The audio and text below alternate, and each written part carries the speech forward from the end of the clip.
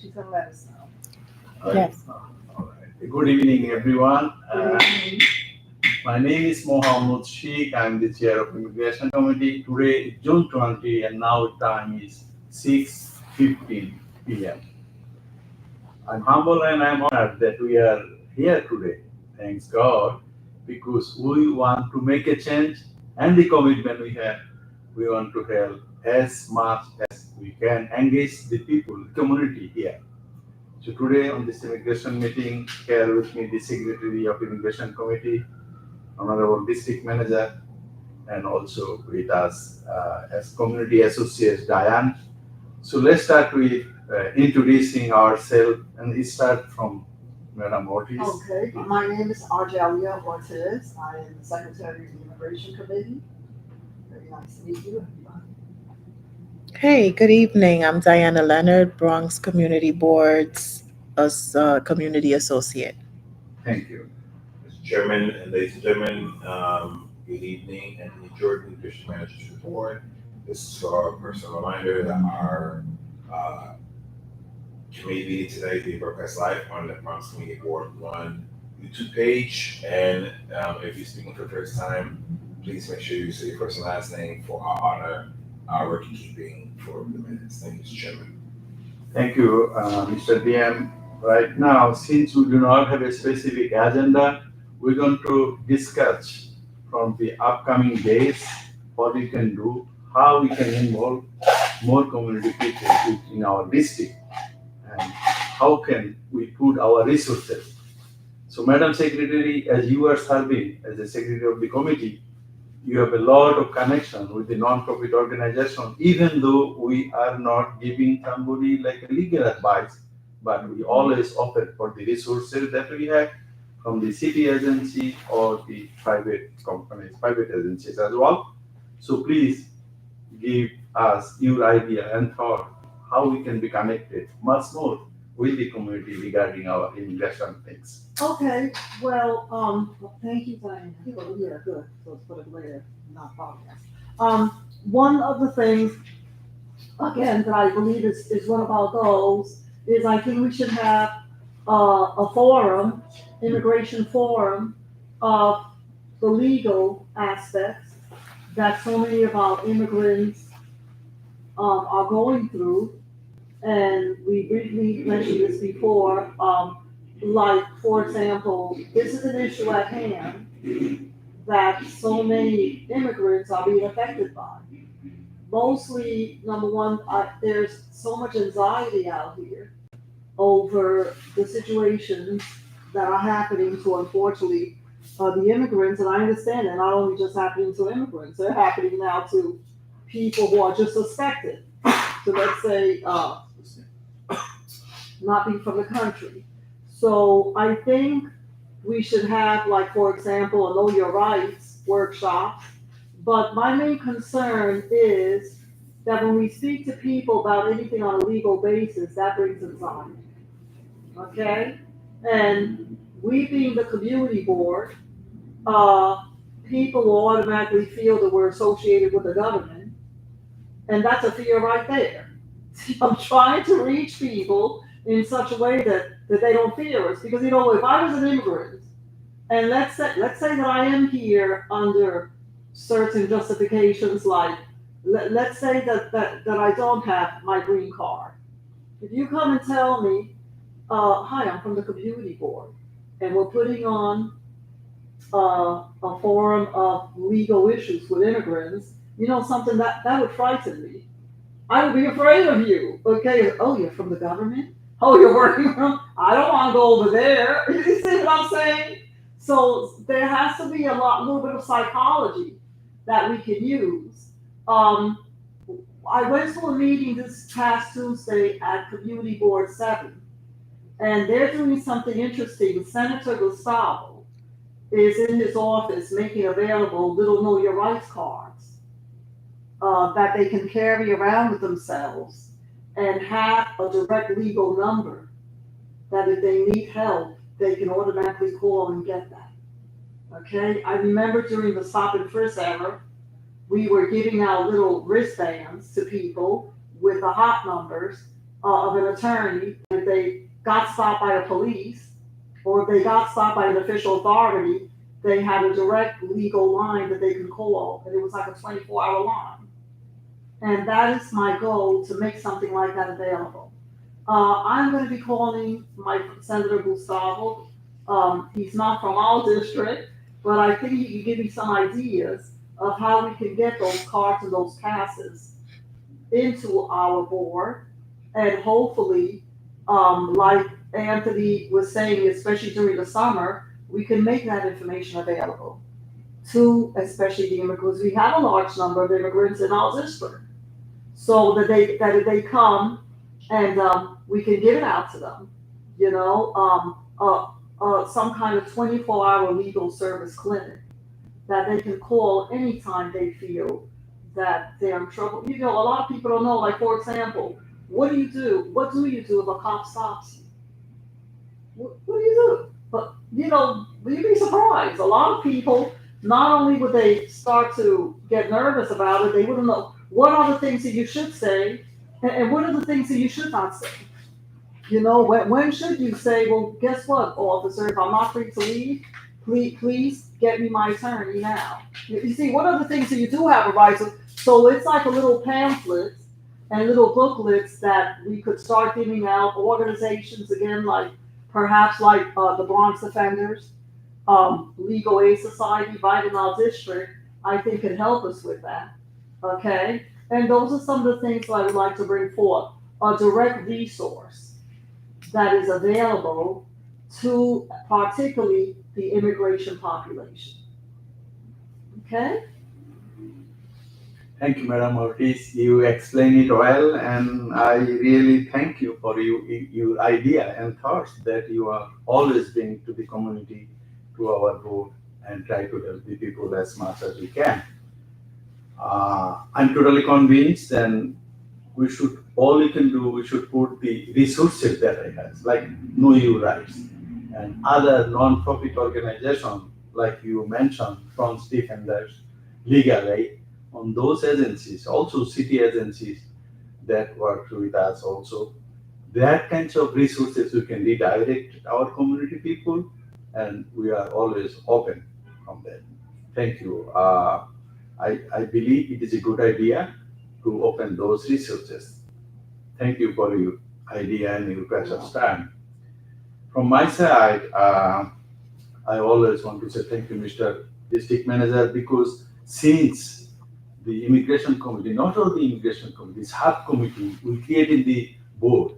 You know, as I am serving long time in the board, I see it was not like a well functioning way. But when he came here, district manager came here, he is the one. He contribute his time, idea, thoughts, those kinds of experience. How do we get before? What is our failure? What is our goal? How we can accomplish? That kinds of things we get to hear from our honorable district manager. Mr. District Manager, it is your fault. Give us some idea. We want action. We want to help the community. We want to empower our community. Thank you, sir. Thank you, Mr. Chair. So my team and I are ready to.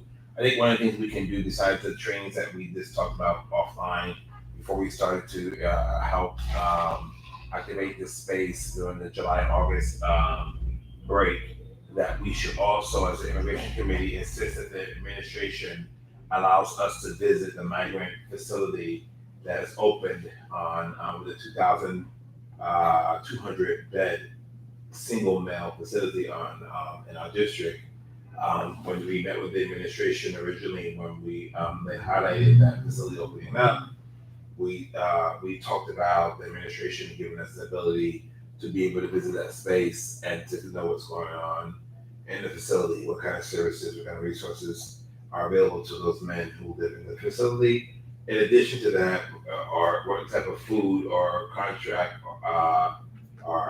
is happening, contracts that are happening in that facility for, and all the opportunities for our men and women who are likely American citizens or have work authorization cards, be able to work to help service those men who are in that facility. In addition, we found that it was changed not only for men who are housed there temporarily, but women with children are able to come there on a daily basis and get their mail and to get some case management assistance. All I can say is, Chair, that we don't know what type of services they're getting, what type of safety measures are in place in case of emergency, what is the process, fire, police, medical, emergency. So it is time for this community to take charge of hopefully facilitating that trip to go visit, to talk to our brothers and sisters who are in this space, who are likely out in the street during a certain time and waiting for the time to go in their shelter. We know that it's going to be summertime, and these men are likely going to be, or they already are out in the street. They're likely going to be more out in the street, and they may unfortunately become victimized if we don't have a plan in place. So I would encourage, between all the trainings that we are doing as a board around mental health, substance abuse, STDs, first aid, CPR, that we should also take the time to tour the district to proactively be able to look at what are the issues that we perceive to be in the community, this facility.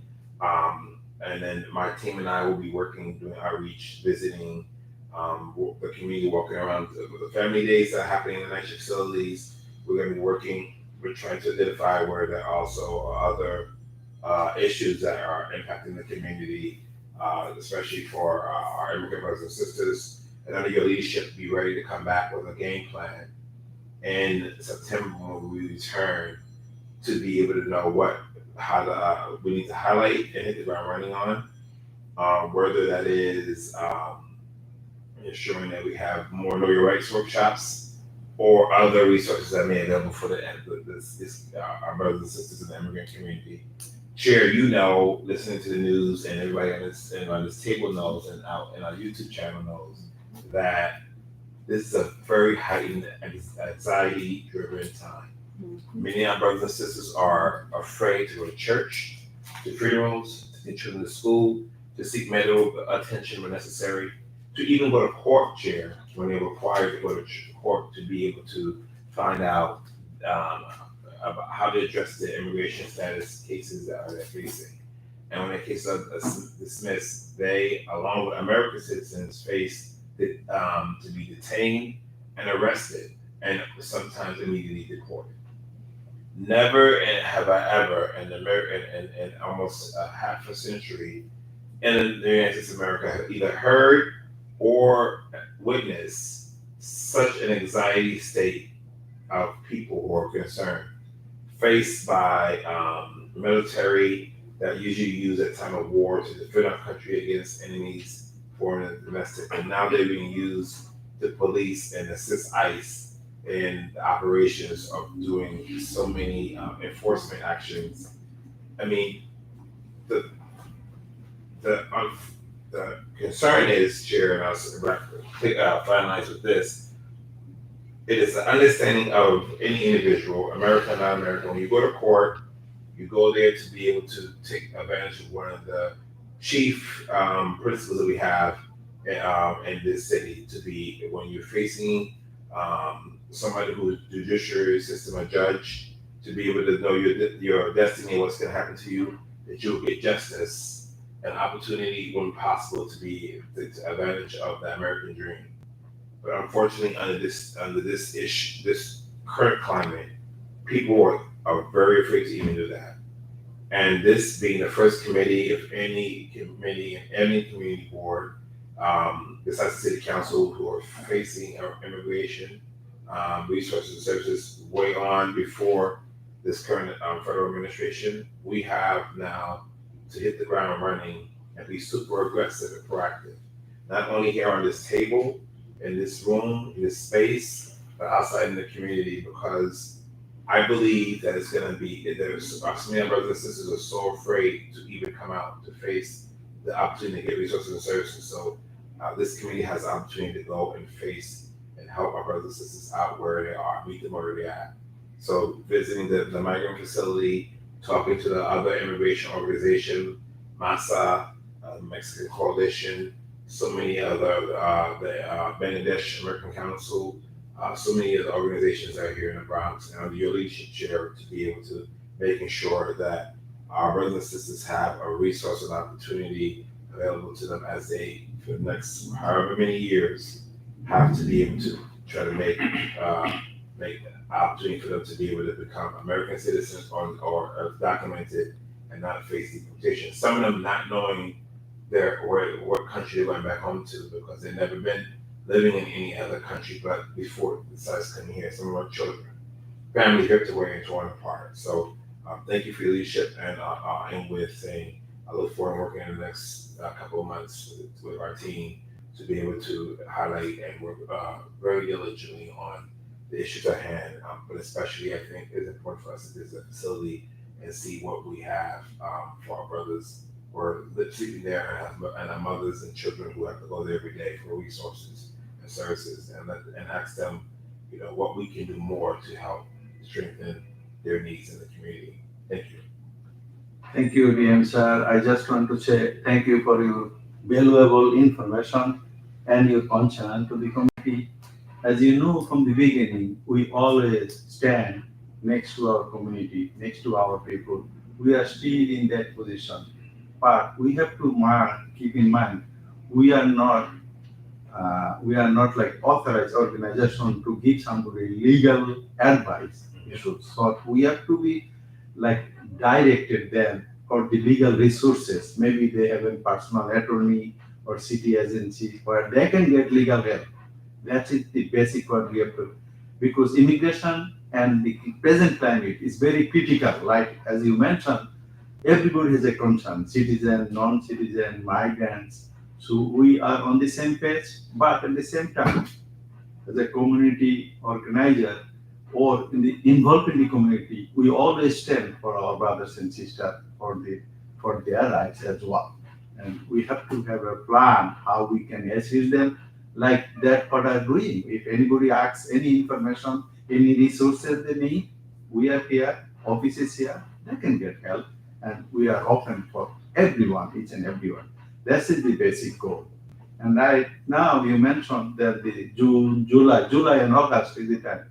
That's break time. We can also involve more of the community activities, and we can work with the community people and let them know as much resources that they need in different way.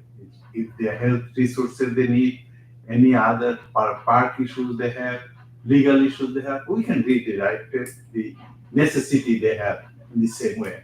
Anyway, besides that, what I have in mind, our community board present time is getting structural things, means we are obliging our city agency to get our new board officer. That's kind of what is coming on. But once everything settles down, we have to specify our goals and work together to implement those goals, accomplish those goals. Then we can make an inclusive board and work inclusively with our community, with our people. Thank you for the opportunity to explain things well. Right now, what I'm thinking, if we have anything like old businesses, Madam Otis, we can discuss with that, or anything you have in your mind, please go for it. Mainly, I think we did combine new business with the old business, okay? Yeah. Very similar to what the district manager, Anthony, was just saying, and very similar to what you just finished explaining also. Thank you for that input, Mr. Chair. The only thing I could say is yes, that migrant facility in our district, you're right, I think we should visit it. And I would like to know what type of actual facilities are these people being provided with. I'm concerned about even the safety issue. The weather has gotten warmer, summer is here. And I know that I could imagine what that area is gonna turn into. Okay, concerned about the residences. I'm concerned about those migrants themselves. Okay, because this is a shelter. I don't know what is the policy. I understand that these shelters, now this is what a homeless person was saying to me.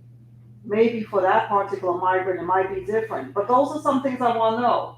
During the day, they leave at about 8 o'clock in the morning, and then they have a schedule as to when they are allowed to come back. I don't know if that's applying to that migrant facility, but it would be good to find out.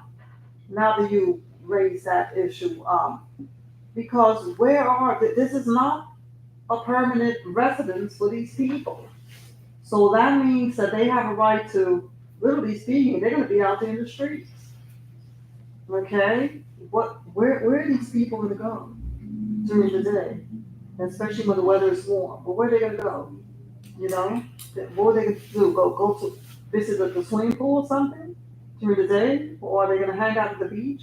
No, I'm not trying to be, I'm trying to figure out, talking about, approximately 2,000 men in this migrant shelter.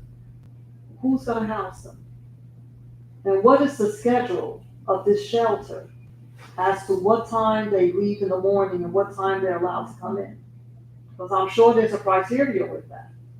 Okay, so where are these people gonna hang out and what park facility are they using? And I know right there in that area, even the park situation, you know, for example, like the situation at St. Mary's Park, what that's about and so forth, but where are they gonna go? Is what I want to know. And that is, so all of us are concerned, there's a safety issue, and let me put it this way, that there's a humane issue. When it's 100 degrees out here, you know how summers could get, right? And I understand that next week is gonna be the first week of the heat wave for the summer, okay? So we're talking about it reaching 90 degrees and over. Where are these people from the shelter, some 2,000 people, where are they supposed to go? They can't all fit in the library, okay? You expect to bring 2,000 people, right? I mean, tell me, where exactly are they gonna hang out at? Well, are they gonna get in a bathing suit so they can go into the beach? What are they gonna do, take a bus and go over to Orchard Beach and hang out there for the day? I wanna know. Where are these 2,000 people gonna go? Because the shelter closes at a certain time in the morning, and they cannot come back until a certain time in the evening. What facility is this shelter providing for some 2,000 people? So there's concern here, and the question remains, which I believe the system has never really given an answer to. Remember, we had a whole day when we bought this album. Remember, back several months ago, when, of course, the press and the media were all there and so forth, and these issues were really not addressed. Okay, so I am concerned about that migrant population. I'm concerned about the immigrants in our district, which is a large number. We have a large population of them. I spoke to a lady the other day. She's from Mexico. She tells me she's afraid to leave her house. Okay. The district manager, Anthony, you said something that's very true. When a person tells me, she tells me, I don't even go to church because I'm scared. I'm afraid. I understand that ICE is going in there. Can you imagine that? Can you imagine you're going over to your house of worship out of all places that you thought, I would think your house of worship should be the one safe place that you could go to. You know, she'd be going to the senior center. She doesn't dare go out to the senior center because she's afraid that someone from the government is going to come get her. But you shouldn't have to live with that type of fear. So I am concerned for them. I'm concerned over what we could do to help to calm down some of that anxiety, although I don't blame them for having the anxiety they do in their circumstances. And it's a very tight situation that unfortunately is not getting any better. Okay? I don't see an improvement coming soon. Things are getting worse and worse, unfortunately. So that is where my concern comes in. Thank you, Madam. Okay, in regards all those concerns, I believe these are the valid things to think about it. In my understanding, beside the immigration committee, in our book, we have other subcommittees, like a health and human committees also. And also on top of everyone, we have our chairperson. I believe we can discuss with her what we can do, how we can contribute on these things along with our district manager.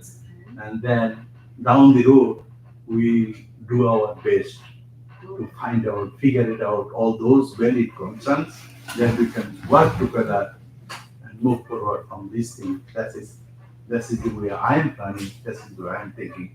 And then after a few weeks later, when we get a new administration, means our put a new board officers, maybe they have new people have a new idea, new thoughts, and that's we can find out the solution, proper right solution for those concerns. District manager, sir, do you want to add anything? No, I think that would, I appreciate that, everything everybody said. So right now, if we do not have anything further to discuss, any new businesses that I can put on the table or discuss for discussion? None. If not, then we can do looking forward for our new officers that is coming soon to comply the rules and regulations. Looking forward for it. And right now, I am expecting a motion to adjourn like today's immigration committee meeting. Okay. So therefore, let me make a motion that we adjourn the meeting, right? Since we have discussed everything that is necessary, may I make that motion? Yes, meeting adjourned today. Thank you all. Thank you very much. Excellent. Bring them inside, tell them to come inside. We had a person who was saying hello to us. Yeah. From, what's his name again? He's a familiar face to us. Mhm.